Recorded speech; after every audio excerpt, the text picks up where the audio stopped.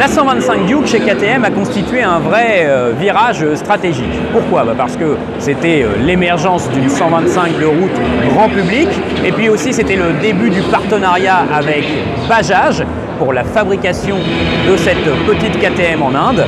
Donc c'était vraiment très important pour la marque. Et là en 2017, on a le droit à une nouvelle KTM 125 Duke. Et pas des moindres, une moto vraiment bien restylée.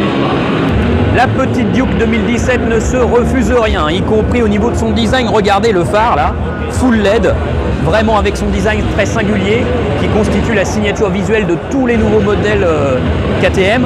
Oh, c'est vraiment pas mal d'avoir sur une petite Duke un tel phare, c'est vraiment très chouette. Alors, c'est pas tout à fait la même technologie parce que la pièce composite là ne comporte pas la respiration, la ventilation comme sur les autres modèles plus haut de gamme.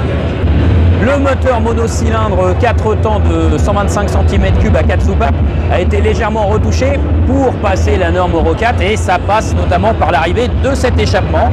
Plus long, plus conventionnel. Avant, on avait un échappement sous le moteur. Là, on revient à un format plus classique.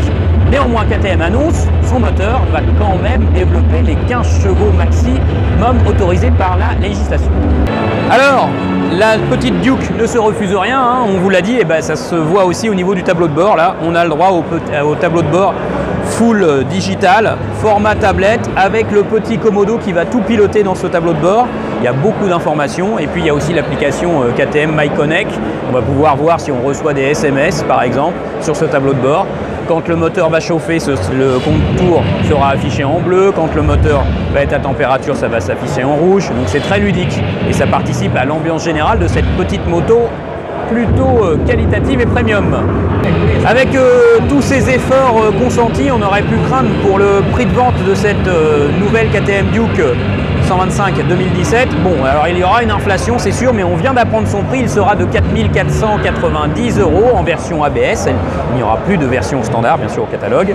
Alors voilà, ça fait d'elle sans doute l'une des 125 les plus chères du marché, mais elle est très bien équipée. Et puis un beau petit look. Rendez-vous sur april-moto.com pour demander votre devis.